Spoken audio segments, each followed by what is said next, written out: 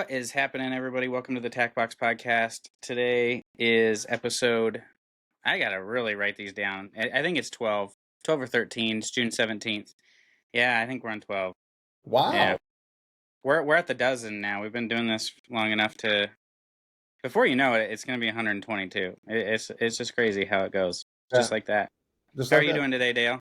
Man, good. I've got my Rapid City t-shirt on for the Rapid City Marathon. No Tuesday shirt? Man, No I was looking. Tuesday shirt. No green, no buffaloes or anything like that. Just, but I'm wearing my Rapid City Marathon shirt. Well, there you go. Might go back out in October. We'll see. My family, my siblings have now become competitive beasts, and they're like wanting to defend their master's class win. My sisters are extremely competitive, and they're like, yeah. So there's another run in October. I guess there is, according to our group family text. Yeah, it looks as though. Well, you should come out because I won't be leaving in October. I plan on being here, so then we could get together. You know. I was going to say, go. Yeah. That happened last time, but this time I'll make sure that I stay here. You know. Okay, all right. Cool. So today we're going to talk about keeping dogs, specifically how many we figure out how many we can actually handle and keep, how we make sure we're not hoarding dogs, that we don't overdo it, what age range of dogs we should be keeping, but really, how many can we actually handle? How many should we be keeping? So what do you think about that topic? Well, I think we're going to, well, let's put it this way. It's going to be applicable to almost everybody, and it's the topic nobody wants to talk about. Because nobody wants to talk about it. No. And if you want to get the most honest person in the whole world to start lying to you, how many dogs do you have? Yeah, you wouldn't get that out of me if you beat me. It's not going to happen. So that's a big thing that we have. It can be a strength and a weakness, and it is the biggest Achilles heel in purebred dogs. That's a bold statement, isn't it? Yeah. And it's one of those where when you ask somebody like how many dogs you have, I've learned that you almost have to preface it with that includes your heart dog, that includes any puppies you have, because people, when you ask them how many dogs they have, they're going to leave out their heart dog, they're going to leave out their puppies, they're going to leave out this neutered dog that they've had forever. Like that doesn't count. Oh, the dog that somebody left with them when they moved to Colorado, and their kids, all of that. No, don't count them either. Yeah, they don't like to count them, and I would probably be doing the same thing. So let's jump into talking about. Let me tell you one thing. You should count them the way you would count. They would be counting them if they were on a police report. That's how you should count them. Yeah. If it has a heartbeat, it counts. It's one of the dogs that is going to be. It's on a. I don't know if you've noticed, but every year there will start out and we will see stories coming across, and because my algorithm is brutal, and this person, 100 and whatever dogs are seized here. This person, this is seized here. This is happening at an alarming rate. And all of the dog show people, we're all like in the front row of church going, oh my God. Let me tell you something. Those people that are in that situation, they didn't start out thinking they were going to be in that situation. These are animal lovers. These are dog people. These are people that started into this with a passion and have a soft spot for it and stuff. And they get into these situations, and all of a sudden it gets out of control. And then they get into this where it can rapidly go to either a hoarding or an illegal situation, or just whatever the case may be. We're not even going to talk about zoning or where you're legally allowed to have what and all that. We're not even going into that. But no, let's not do that. We're not going there. We'll keep the last 5 friends we have. But the actual number of animals that are living in your domicile, that is something you really have to think about. Seriously. And so where do you even start with that? Like, how do you determine that? How does one even decide, like, this is how many I can safely? I mean, safety's got to be a factor in that, right? Absolutely. Financials have to be a factor in that. Health. Yeah, absolutely. I mean, and there's also the idea of age. When we're going to start into, I mean, because everybody wants to stay involved, and everybody can be involved, and that's the magic of dogs. It can be from 8 to 88, 98, whatever. You can stay involved in dogs on some level, but you have to be able to have look at that level through honest, objective eyes, or have somebody you trust looking at that. I don't know. Do you ever watch those? What would you do? Like those little exposés they do on there, Yeah. and like a situation, and they have people see how would they handle it, and so they have this guy. He's kind of roughing up this girl, being abusive, and the young guys walk up and they kind of like step in there like, we're going to open up a can of whoop ass and we're going to beat you into the ground if you keep doing this. And then the 45-year-old motherly ladies come in and they kind of talk to him like they're his kid, and the other one takes him away, and that's how they handle it. And the young girls kind of go around the woman that's having it. They're kind of like sheltering her and saying, and then you see like the grandparents, the older people open up their flip phone and they're calling 911. Everybody got involved on the level they could do. So you have to be aware as to what does your level of involvement look like. I mean, what can you do on that? And that's a really important thing to kind of know as to what is my level. What can I do? What is reasonable, fulfilling, and safe for me to do. Well, and it's really easy to get in trouble with, because just say you want to just get into show dogs. It's your first time in.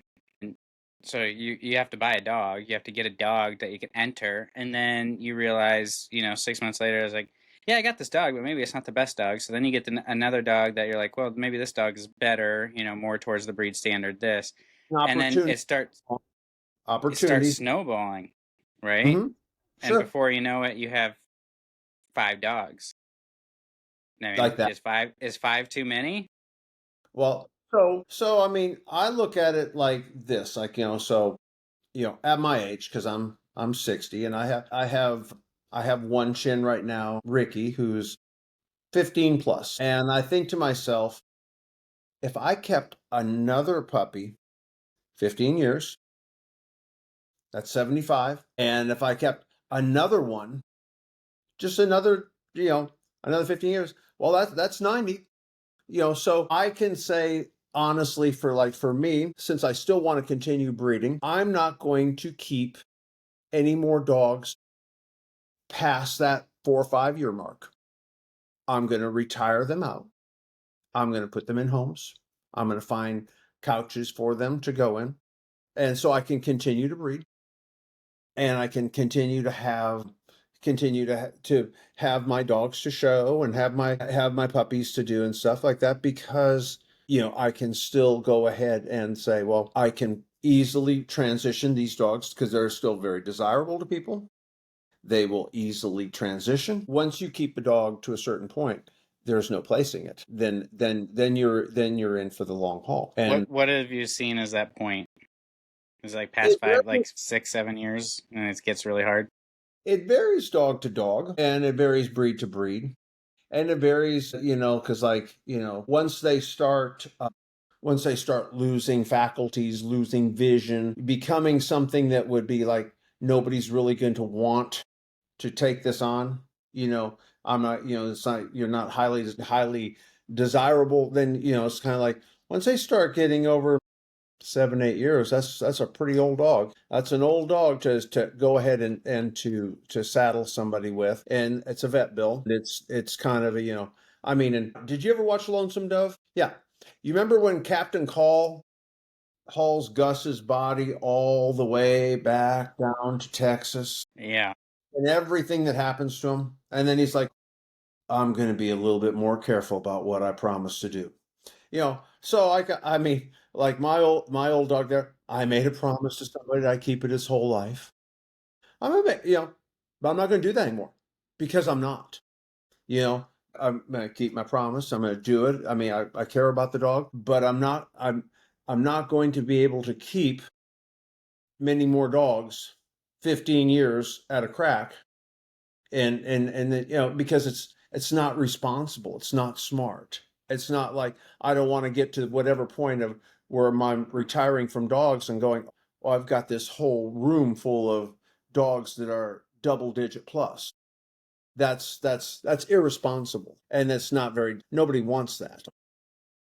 So what, I mean, when we're talking like numbers of dogs, how do we be honest with ourselves? How do we look in the mirror, be honest with ourselves and say like, okay, this is what I have for space. This is how many dogs I can get. This is how many I can handle. Because, I mean, the scenario from, I mean, even just on this podcast, from you who has a kennel to me who has no kennel, our numbers of dogs are going to be quite different. So, Different, quite different. So I mean, you're because we're gonna first go ahead and we're gonna talk about if we're gonna be breeding. So whether you're breeding dogs or whether you're showing dogs, you want to keep if you want to keep coming with that next generation. Well, the whole point of that is keeping. So you have to kind of come up with that number, like this number here I can afford. I can have I have help that can help take care of it. I have I have the with the wherefore if something should happen, these can be easily taken care of. I'm responsible for them beyond if being in my care. And so you really have to first go in there and kind of like set what that number is, and then go ahead and say, all right, I kind of go with the idea that you can have a pet, a heart dog. Okay, swell. You have a heart dog. Congratulations. And then, but if you are wanting to breed and show, this is really gonna probably ruffle some feathers, but here it goes. You kind of suck a little bit as a home, a little bit. There are better homes for those dogs that aren't going to the shows, you're not putting your time into. You suck a little. So, and I think that it is grossly irresponsible to have dogs grow old and die in a breeding home that are because your time you're spending with your puppies, the time you're spending training your show dogs, the time you said that is time that people who aren't showing dogs, that's where the time they take their old dog or their pet dog for a walk. That's when they take it to the park and go throw a frisbee. you know it's a little bit of a different mindset, and times have changed, you know but the idea of having a large number of dogs and then they're going to grow old and you will still want to stay involved. Well, you can't have it both ways, and if you do, your animals are suffering from your neglect. I mean, even if you keep them clean, even if you keep them vetted, even if you do what you have to do to keep them, in a humane fashion, don't kid yourself. It's not that great a home. There are better that aren't gone to the show. So you have to really be honest and say, well, how many dogs can I do? I mean, how many dogs before I have to get kennel help? How many dogs I have to have before I get I can just have my pet sitter, my neighbor, my friend come over and take care of them? At what point does it change? And then that's a really, that should be your number. And you go, well, okay, we're going to breed her. We're going to do this. And then we're going to place this dog and keep a puppy back. see, and that's something to think about though too, right? Because it's like, say you have a 2-year-old bitch and she's part of, I'm just going to throw numbers out there. You have a number of, I'm going to have 8 dogs. So most I'm going to have, I'm at 8, and now I'm going to breed this bitch. Well, are you planning on keeping a dog back from this bitch? Because if she's 2, say she's 2 years old, she's having her first litter, and you want to keep a dog back out of her for a new show dog, potential that you have. Well, now you're going to have 9 if you replace the rest of those puppies, because you're not going to replace that bitch at 2 years old, most likely, right? I mean, you're going to breed her again and go from there. So I mean, you got to think about your number a little bit in advance too, correct? You can't just get to your number and then just be like, all right, I'm at my number. I'm not going to, because you're going to always want to keep dogs if you're showing and breeding. This is it. And so for me, I have my number that I want to keep. I'll say this is my number. I do not want all of my dogs to be the same age. I don't want them all to be, because toy breeds and brachycephalic breeds, even more so, the females are done having puppies at 5. I mean, you can breed them when they're 2, have a couple litters when they're 2. You can breed them when they're 3, have a couple litters when they're 3. You can breed them when they're 4. If more likely in the 4th year, if you've been breeding them in 2 and 3, you can go into the 4. I mean, if you really have a good producing female and you want to raise puppies and you want to have 6 litters out of her, and she's a good mom and she's a good producer and this is all swell, well then fine. But when she turns 5, you need to have a couch lined up for her. You need to have a place for her where she's gone. So what I do is I plan on keeping back X number of puppies a year. I'm going to keep back. I'm going to have X number that are going to retire out. And so I'm never going to wake up and go, all of my dogs are ancient. And to people who have this delusional idea that they're going to be breeding these old bitches and they're going to get puppies out of them because, I just got to get one more puppy out of her. I got to wring that last viable egg out of that bitch. Well, newsflash. If she was a good breed or a good brood bitch and she was all that, you had 3 years you could have bred her. And if it wasn't a priority for you in 3 years, longer than Martha Stewart was in jail, then why is it a priority now? Why are you trying to breed her now that she's a grandma?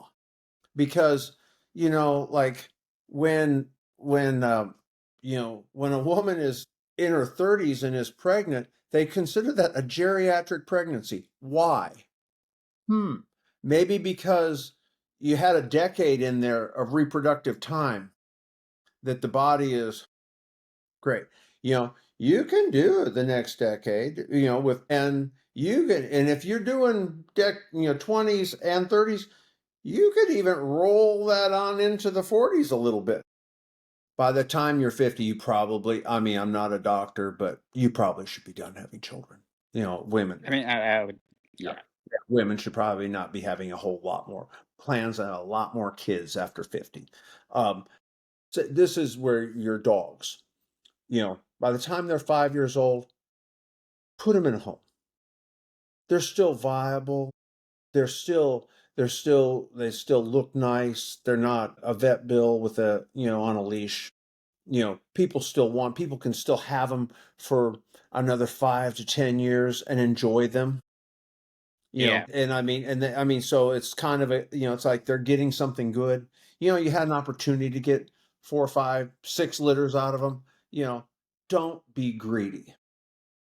Don't be that person that has old dogs that you're holding on to that are intact, that you're trying to get that puppy out of that you didn't bother to the whole time it was viable.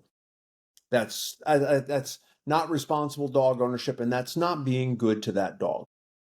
Well, and there's a time that happens, and it's not a quick time; it's a long time. And there's a time that happens where it comes to, I'm going to place this dog. I don't place this dog. Now I'm stuck with this dog, and that can happen very quickly. Of like, I didn't get this dog placed at a good time, and now nobody's going to want this dog because it's too old, and now I'm stuck with it for the next 5 years. And as bad as that sounds, that's gonna happen at some point. Tell us about a time like you didn't just magically figure out your number, and I would assume, and been solid on your number. You've gotten into some sort of binds, I would assume, with I have way too many dogs. Oh yeah, well you look around and you go, holy shit, I got too damn many dogs, or you turn around and go, well, I haven't had puppies now in however long, and you kind of got to figure out where your sweet spot is. So let's just talk about money, because and I know, send the letters to Tyson. Nobody gets to make money in dogs. Yeah, send it to him. But how do you feel about that, though? That's bullshit, right? I'm going to take the money and the blame. But younger animals have less vet bills. Statistically speaking, those are the healthier time. Their teeth are better, just like people. Their skin is better. Everything's better. It's easier to keep that dog healthy when it's younger. It takes less care. So by the point in time when it gets to that older point where it's not really a breeding animal anymore, or shouldn't be, let it be someone's only dog, and they don't mind spending a little money on this dog to take care of it. If it needs something more, they don't mind because it's their dog and they're enjoying it and they like it. That's right off of that. And the other thing, Jane sent something to me the other day, and it kind of really hit me because we were talking about someone's dog that had died, that they had, and they kept it for all this time and stuff, and it had basically been kept in an X-pen and a kennel or whatnot. And she said that dog lived a very small life, even if it wasn't inhumane. It wasn't great, I mean, and I think that's kind of where maybe when you take care of animals, anything you do on a day, that we become desensitized to that, and we stop to see it, and it's like, yeah. And I mean, and I knew this kind of caught my eye more because we were out walking puppies, because we were like getting our little feral little monsters trained. And I look over there, and she's got Ricky out on the leash, walking him over in the yard and letting him to go pee. And I'm like, and I was like, oh, he wanted to go for a walk too. Yeah, take the old dog out for a walk too. It's not enough. You have to, just because you don't, it's like that's no longer a priority to lead break that 15-year-old dog. Dog still wants to go for a walk, still wants to be handled, still wants to have that in there. So, I mean, don't make their world become so small, because you're already leaving them when you're gone on the weekends, because you're not taking them. Be a kind owner, be a responsible owner, because, and I'll tell you, I don't know if it's some sort of narcissistic caregiver type thing that we got going on. Oh, these dogs, they won't live without me. They love me so much. They will never love again if I'm not in their life. They will just like fall. They'll be just sit at the doorstep and pine away. Well, probably not. Yeah. They will move on quickly. Kind of like that's like the whole classified ads. They've all those people have known somebody and they've moved on. Dogs same way. They will find someone else to love, and they don't need to be with you. Now, one thing that we do that helps find homes, because when we start out, we say we've identified the problem, right? What do you do about it? How do you go in there and do this? How do you find this home? Well, for starters, you can go ahead and, as you're selling puppies, you can talk to, keep your people's information and say, hey, you're getting a puppy. Do you think you might be interested in the mom of your puppy in a year or so when she retires? Do you think you might such and such? And these people already are going to have a little attachment to that dog because it's their dog's mom. And they've already had experience with this breed because they've got one. They're already your customer. They've given you money. So you're not just giving them a dog. You've gotten money from them. They're in, and then they know this breed. They like this breed. You have a relationship with them. They're gonna cut the dog some slack because it's their dog's mom. Everyone puts up with shit from their mother. It just happens. I know. But you keep that going there, and so you can start building your file of people that you can put a dog with. I think you really gotta think ahead too. We kind of just hit on that, as like thinking ahead of where do you want to be in 2 years, because the numbers can change a lot in 2 years. But then it's also like, when you live in South Dakota and you're starting, to hoard dogs in the summer, all is well and good, because you can put those dogs outside and they can play outside for 4 hours a day and everything's fine and dandy. Well, then it gets down to below zero for 8 months of the year, and it's too cold for dogs to be outside, especially, the short-nosed dogs, the toy breeds that Sure. can't be out in that, they can't handle the extreme cold or winter or heat. Well, now you put yourself into a predicament too, so there's a lot of ways to back yourself into a corner. One of the biggest ones that I want to talk about is, I mean, we know this scenario firsthand, right? Like, somebody can't take care of a few dogs and now they're on your lap. You got three dogs here of like, hey, I'm giving you these three dogs. Well, now what? What if you're close to your number? What if you're at your number? Do you say no to this person? I mean, we all have the heart for these animals, right? So how do we navigate those scenarios as well? Well, all right. There are there are a lot of different, because I mean, I've had friends and clients and customers that have had situations happen, and you can get back dogs, or they'll get, a health problem, and you all of a sudden you're like, go, whoa, we got dogs. This is when you can turn around and visit with people in your breed, like your breed rescue people, and say, hey, these are not rescues. They're not going to be thrown out onto the street, but these are healthy, vetted, quality dogs. If you need, can you help us find homes for them? And believe it or not, the rescue people, they have people wanting, they have people wanting dogs, and they go, they can be very helpful. And having that relationship there, that's where I think that it shouldn't be so much as a competition as a working relationship with people. Like, hey, I've got, my friend's got a female that needs to retire, and somebody can have her for the cost of a spay if they want to go ahead and spay her and take her home, that type of thing. You always, it's easier to keep them and do nothing than have to go through the work and the extra effort that goes into placing them. It's way easier just to say, oh, I'm just going to keep them. And you can justify it. You can say, oh, yeah, it can only live with me. I'm the only one. Da da da da da. It's the end of the bloodline. And then and make every excuse in the whole world. But bottom line, you're too lazy.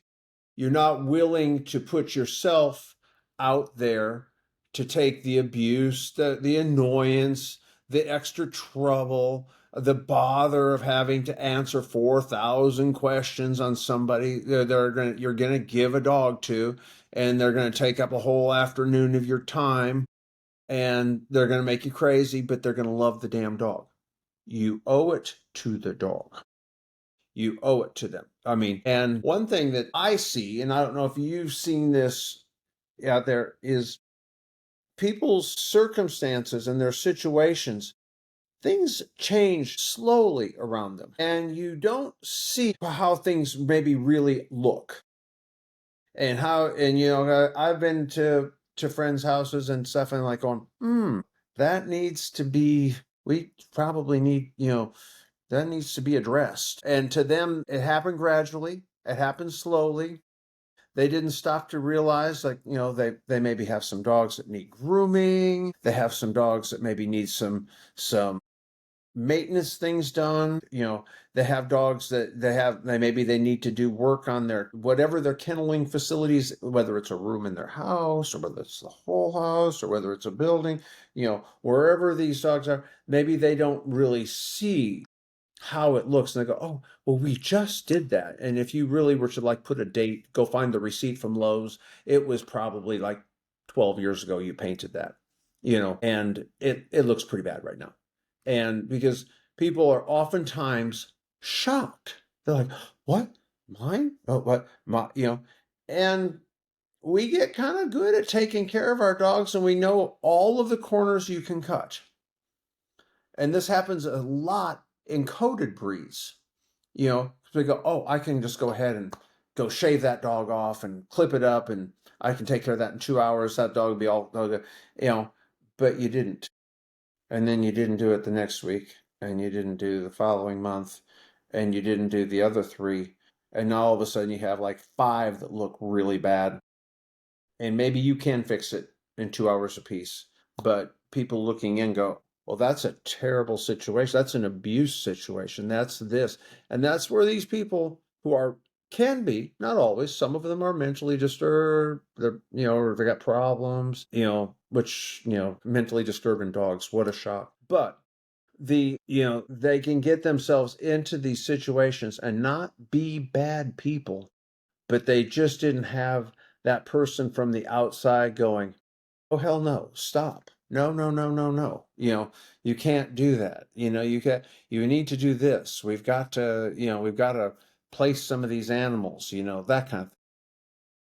And I think it's important to have that. And that kind of leads me into my next question. I was gonna ask that question because it's really easy to get, I don't want to say out of control, but for lack of better words, it's really easy to get out of control. And it's easy to say, oh yeah, one more, two more, it's not that big of a deal. But when you're clipping nails, doing baths, does your maintenance on your herd of on your pack of dogs, does your maintenance go down because you added another one and it seems daunting now to do this many, or you just don't physically have the time, or finances? So it's nice to have those people around you, but how do you be that person? How do you make that decision to confront or to tell somebody else that you're close with? I would say preface it with, you probably should be close to them, because you don't want to go up to a random stranger and be like, "Hey, idiot, you have too many dogs that you can't take care of." I mean, that's grounds for getting your ass whooped. It's, Um, how do you how do you let somebody know that you're close to, of like, hey, you might be reaching your number here? yeah, and that's a really, really tough spot. And one thing that the American Kennel Club does, which is I give them a big kudo for, is they do home visits, kennel inspections, and if someone is breeding to a certain threshold, which means that they know they are adding to their numbers and they're making more, they will come out to your house and kind of like look around. They want you to breed your dogs. They want you to sell your dogs. They want you to show your dogs. They want you to do well with your dogs. They don't want you handcuffed in the back of a squad car as they carry crates out of your apartment because you have 65 dogs in a 2-bedroom apartment. They don't want that. They want you to be in control of your situation. And I think that's really, I kind of address it with my friends in my own kind of, dark humor. I'm going, hey, are you hoarding? I'm trying not to hoard. You shouldn't hoard either. Are we hoarding together here? It's like, let's keep this under control so we don't end up on the 60 minutes. I mean, that's how I do it. But there's really, you have to be able to have that conversation. Like, if you want to breed, I'm all for. I love it when people breed. I love it when they have puppies. I get excited for them. I mean, as dog people, we're animal lovers, and when we go out there, it's like, oh wow, I'd love to have a baby donkey. That's so awesome. And I mean, I've had every kind of animal I could ever imagine, and I've enjoy every bit of those memories. But I also know how many hours I have to take care of them, how much I'm going to be gone, how much of this and this, and getting them might fulfill a want in that little moment, but I still have 15-year-old Ricky that really wants to go for a walk. Just a little walk so he can go pee on the tree. I just kind of carry him back. I mean, that kind of a thing. So, I mean, to keep his world not be, I don't want him to have a small life, and, that kind of thing. So you don't want to get so into your own situation that you stop to see it for how people looking outside in would look. And I don't know if kennel clubs and friends and other things like that, a little finesse, but a little support, because people don't see it. They do not see it, and they think, well, yeah, but I'm not doing that. I'm this and I'm that, and I'm like, well, you can still suck. And one of my very dear friends had like 3, 4 litters of accidental breedings, kind of, and went from having a pair of dogs to having over 30. in a townhouse and bad health. And it's like, and nobody knew, of course. No one knows because they're not telling you that this is happening until I get a call from like a family member that's like going, hey, he's kind of got like a lot of these little dogs. Like, well, what do you mean? Like three, four, 5, 30? Okay, well, okay. Yeah, hey, you made it to Dateline. Congratulations. You know, these things can happen and these situations can happen. And that's when, things kind of need to be addressed because in that sort of a way, in dogs, I think we are kind of each other's keepers. You know, we should try to keep, because when we see that stuff go on there and they have like the crates full of dogs coming out, and then the rescue people think, well, all breeders are just a bunch of psychopaths that are, you know, putting all this stress and all this financial strain on the shelter, and we're cruel and this and that. And, it's just a black eye, and it's not a good look. It's not a good look. So I think to answer your question, I think we have to kind of like have a plan. That list that you like to do, have a plan. Well, and it's like you have to. I think you have to have people close to you that kind of know what you're doing and that you trust, that aren't afraid to tell you. Because, I mean, really, if a stranger just told me, or somebody randomly at a dog show is like, yeah, wow, you got 4 dogs in that crate there. Like, you must have 15 at home. You got too many dogs. You can't handle that. Like, probably not going to pay attention to them, you know. But somebody that's close to you that knows your situation and knows whether you can handle it. I mean, everything is so dependent. Your job is so dependent on how many dogs you can have. If you stay at home and you work at home and maybe you run your own business out of your home and you're not tight, working at home is different than working at home. If I'm working at home and I'm stuck on answering phone calls from 9 to 5, but I get to be at home, that's a lot different than working my own schedule when I'm working at home and doing it on my time how I want, take care of dogs and do things like that. So everybody's scenario, whether you have a 2 bedroom house or not, is different than the next person with a 2 bedroom house, depending on your job scenario too. Some people might be gone for work 10 days a month. That's different than somebody that's not. So you really got to be able to have those people, I think, close to you that can kind of talk some sense into you. Have the close people near you that know your situation, and that goes hand in hand with record keeping and having a plan that we've talked about before. You got to have those people that are going to know what to do if something were tragic to happen to you, like what they're going to do with handle the dogs and the things like that. They're the same type of people you want around you, that they're gonna be like, okay, Tyson, you're getting a little out of control with the dogs here. You got 50 in here. You need to, let's just, can we cut it back to 40? And you're seeming a little stressed out. Your beard's turning gray awfully quick. Yeah, well, it'll be like that when you get that phone call that I got ran over, and that that there's Jane's having a transport drive up all my dogs for you.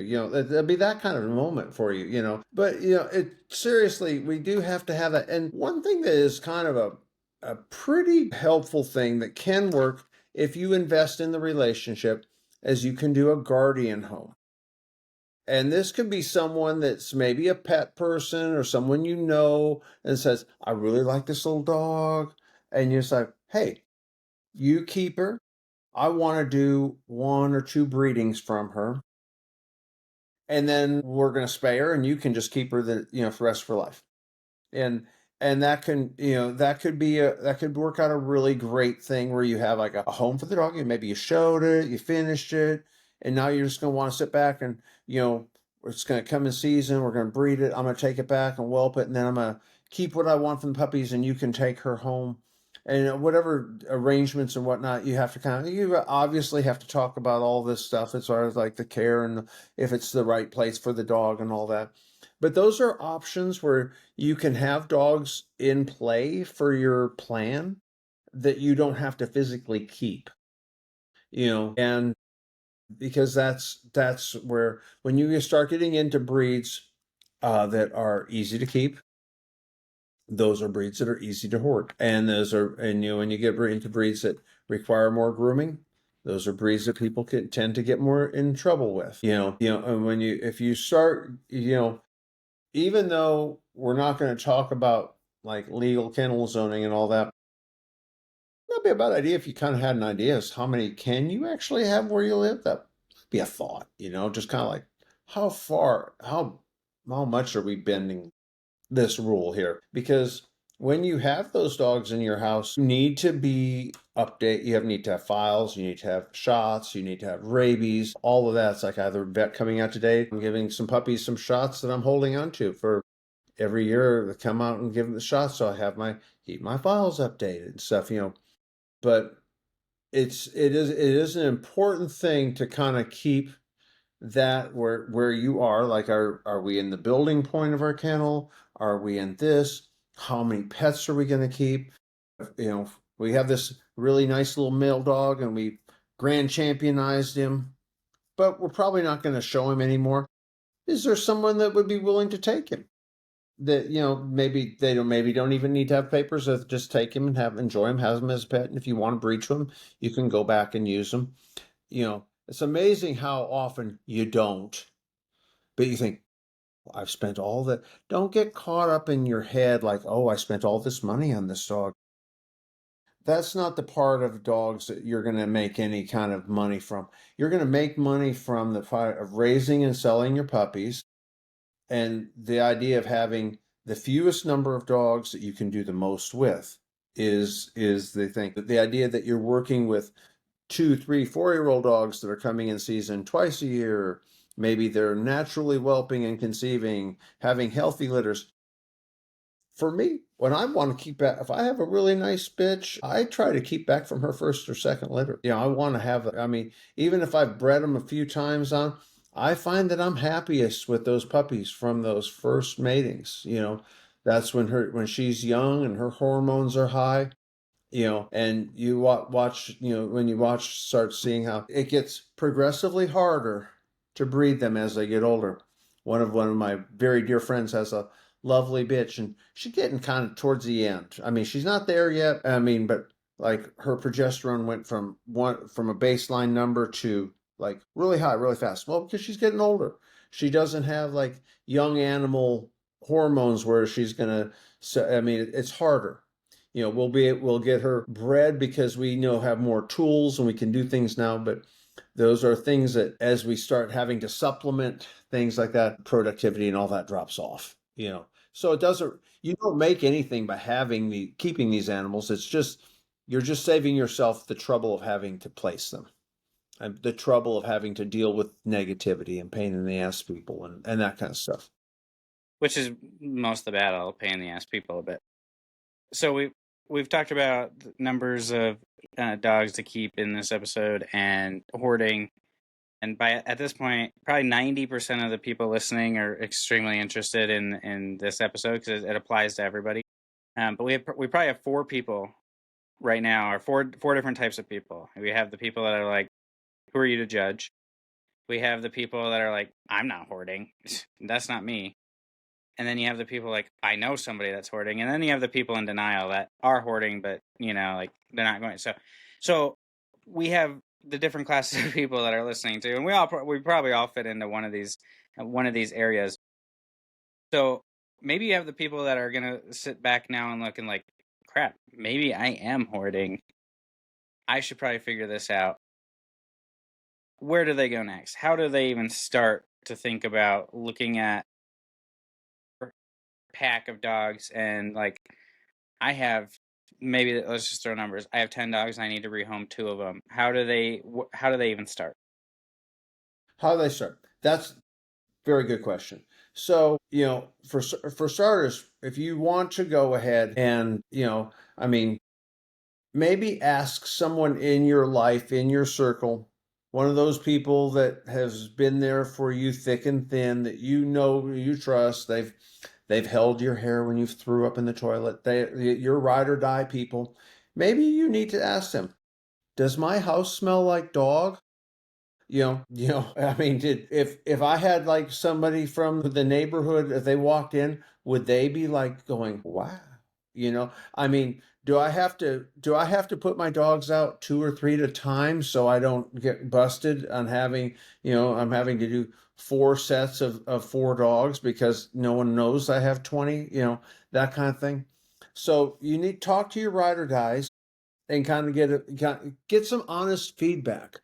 Get somebody that is no judgment, not judging you, but just saying, hey, what's this circumstance look like? What do you think? And be honest. Be honest with yourself.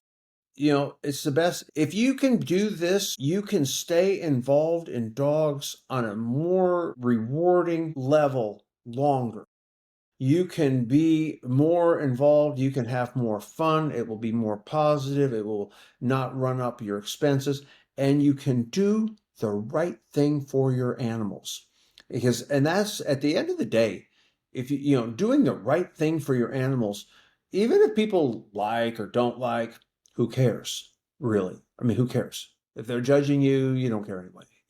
But as long as you know that you've done the right thing for your animals, you're pretty golden, right? Where do you start working on that?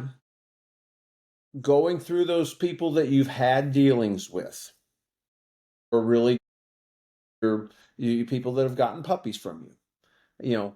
Those people that, hey, would you might be interested or have a family member be interested in a retired dog, this or that, blah, blah, blah. Maybe just ask for like the vet money to get, if it's not a customer and you say, I don't want to like have our first dealing be a freebie dog type thing, maybe have them pay the vet bill for the spay or the neuter or the dental, whatever, that kind of a thing. And just start going on that, work from that.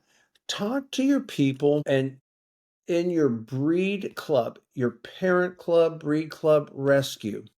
Not these wackadoodle PETA people who are picketing everybody and think that all breeders are gonna burn. Find people that are involved in your breed, they know your breed, they like your breed, and say, hey, I have a couple of dogs I'd like to rehome if you have something come up. There's not a problem, but I have a couple of dogs I'd like to rehome. And just put very careful feelers out. Work through recommendations, because that's the safest path. Because people get afraid. They're like, I don't want to let anybody know that I have these dogs. I don't want anyone to know I have this. I don't want, it's easier for me to keep them. I don't want to get pulled into people saying, having, have a chance of getting turned in or getting this or that. But work through your circle, your friends at the show that say, hey, I've got a dog I need that I'd like to find a nice home for, and that kind of thing. And with very tastefully, you can do this on social media a little bit.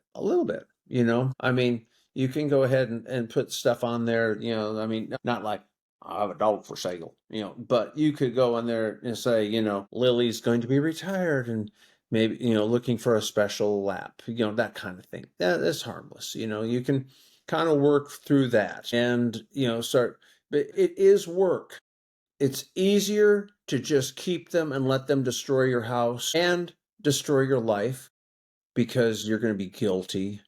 You're going to be like, not people like going, oh, I can't afford for, all your dogs get old and you have and dentals. Gosh, some of the vet costs nowadays, I don't know how people afford to do it. I've heard of people paying thousands of dollars for dentals on dogs. I'm like going, but I mean, if you have a bunch of dogs that are getting older and they might need their teeth cleaned every year, wow, that's a major expense, especially if you have multiple you know these kind of things, and people fall behind because they can't afford it or they're not able to even get that. These are things you can start to work on.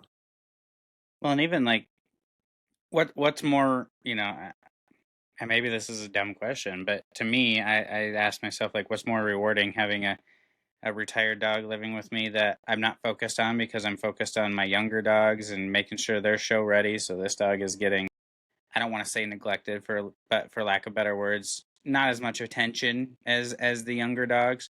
I mean, what's more rewarding, that or putting this retired dog into a home where some lady that just loves it, that just sits on the couch with him all day long, and you talk to her in a year from now and she's like, oh, I'm so glad this dog came into my life and blah blah blah. It's like, I feel like that's pretty damn rewarding, compared to just the Yeah, laziness of leaving it in your house.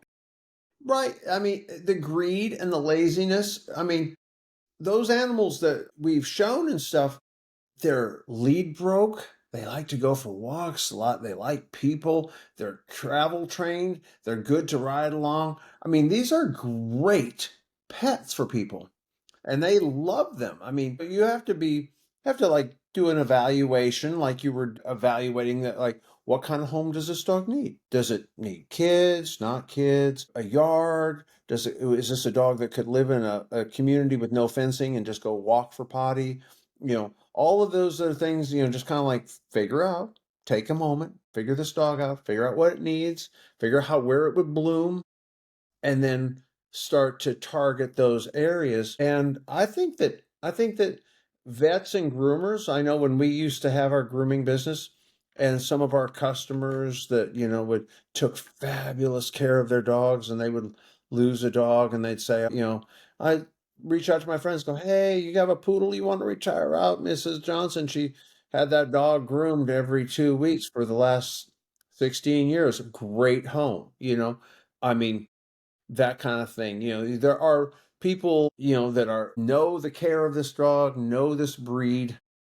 You're not, they're getting them because they want them. It fits their lives. They're not being guilted or shamed or taking it because you've got the arms of an angel playing in the background and they're just feeling guilty for it, because it's sitting next to a barrel. That's not that kind of thing. It's not a rescue. It's a rehome. And it's a responsible thing for people who are responsible about their animals and put their animals' care and well-being first. And that's even something to even realize and to use to your benefit as the person rehoming the dog is like, show dogs are probably some of the best dogs to rehome, for people getting the dog. Because it's like, this dog, like you said, it's used to being it's lead trained. It's used to, kenneling at times. It's used to traveling. It's used to all the things, probably very well mannered. It's used to being in a show ring. So, I mean, You're still you, groomed. yeah, it's used to being groomed. Utilize that to your benefit for rehoming this dog, because you got a great dog to be rehomed that has learned a ton of things along the way and I'll be a good dog for somebody. It's a walking billboard for your breed and for you. It's someone that would maybe, not be able to go out and buy a puppy or whatever, or not have they might come into, but it'd still be a fabulous home. That's a win. And you cultivate these relationships and when you kind of go and say, this is my number, I'm going to keep back this many puppies. I want to keep this and this out of this. And, because I get great enjoyment out of keeping puppies and raising them up. I really like it. I like it a lot. I like raising them up. I like watching the generations. I like watching the things I'm working on type wise, and I also really enjoy getting emails and social media stuff on people that have had my dogs that are companions. I like seeing them live their best, biggest life, that they've gone on and they've, gotten to be gotten to be an only dog or one or two dogs or whatever, that type of thing.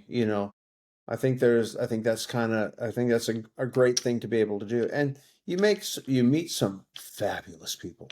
I mean, you get some of your best friends. We post where we're going to shows.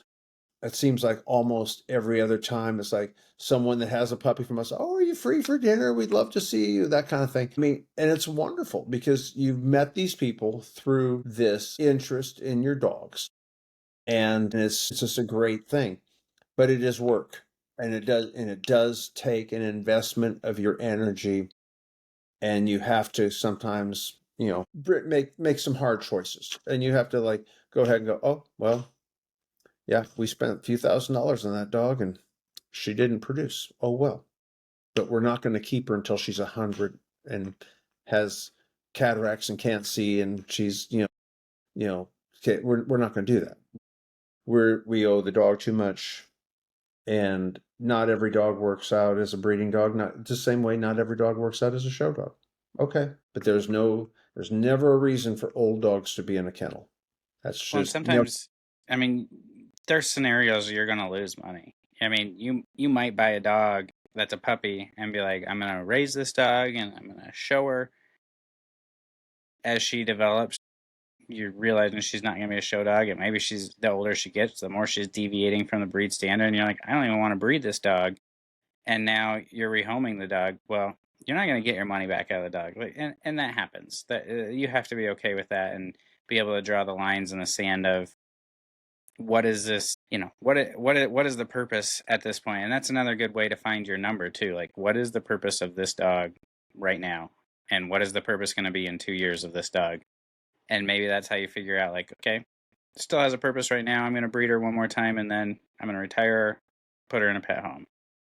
There's multiple different ways, and hopefully this episode is spurring some thoughts in everybody's head of, what is my number? How do I, where am I sitting at with everything, and what are the purposes of these dogs?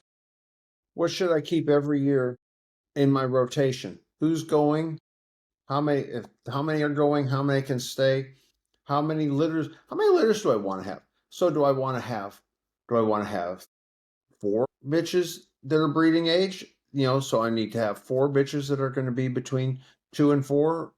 Okay, then it's very simple. You can figure out, then I need to go ahead and I need to keep back this way because these are going to age out on this time. I need to keep back this, and this. And some of what you keep back isn't going to turn out, which again, no big deal. If you don't have too many and you raise them out and they don't turn out to be something you want to keep, easy. People love that. I get all the time. That's like, you have a show dog that didn't get big enough or this or that. I mean, it's very desirable for people. And well, that's everyday life as a breeder, right? I mean, not every dog you have is a show dog. Otherwise, you'd want to keep them all because they'd all be show dogs. Like, they're not all show dogs. Not every dog born is a show dog, and that's part of the magic of being a solid breeder, is having the eye for, hey, this one could have some potential, or nah, this one's not. I don't want to breed this one. Like, we need to spay this one and get it in a home. It's not breed standard type. There you go. I mean, show the best. I mean, because even now, I will say dogs that can make championship now, where there's more shows and takes fewer points, and there's more ways of getting points. Like, you can get points from placing in the groups, you can get points from, all sorts of different ways of getting points. So more dogs are finishable than ever before. So, okay, but show the ones you think represent you, your vision for the breed, what you want people to think of. Like, you don't want them like, oh, well, yeah, that was the best of a bad lot. You don't want to be that. That's not much a win, but you go and take dogs in there and have people go, ooh, nice. That's, that turn in there. Show the ones like homes for the rest. That's awesome. And the more you breed, which I'm very pro breeding, I think everybody should breed as much as they have time for, as much as they have room for. You're going to move your program forward. You're going to get better quality dogs. You can just, everything is good but you have to tend to it. You got to find the homes. You got to make sure that whatever you're keeping, that there's room for it on the top end. All of that, you have to be checked in and be in control of your situation. Absolutely. So hopefully this episode helped anybody, and hopefully we didn't piss off too many people, and I don't think we did anything to piss off too many people. Hopefully it was thought-provoking. Next week, we'll work harder to alienate and offend next week. That's my goal every episode, is who can we offend? Right. It's like, I mean, that's must listen to or must watch, if you can, as long as people are subscribing and not unsubscribing, hey, we're doing something right. Hoarder. No, we're not judging you. We're saying we all deal with this, and not talking about it doesn't make it go away and doesn't make it better. And being in denial doesn't make it better either. If you're in denial that you're hoarding dogs and I mean, that doesn't help the situation. You're better off just admitting that you're hoarding, and and then making a plan going from there. Whether it's rehoming, or I'm not getting any more, or what needs to happen to get out of that situation, you can figure that out. But the I'm not hoarding, that doesn't help anything along the way if you are. And again, who's to tell you that you're hoarding or not? You got to know by your situation, your finances, the time that you can spend with them, the work that you can put in, the life that they have, the area that you have. I mean, that's all dependent on your breed and your situation, really. I mean, having a 5 Japanese chin compared to 5 black labs, completely different scenario. Well, I mean, if are you like super proud of, I mean, if you could have people like walk in and if they're like proud of how your dogs look, part of how your circumstance look, and I mean, if you think that they would come in and go, wow, it doesn't even smell like dog in here. Wow, did these dogs even poop? Oh, the grooming, the condition, all that. I mean, and be honest about it, because if you think to yourself, well, yeah, I can get clean, then you're just lying to yourself.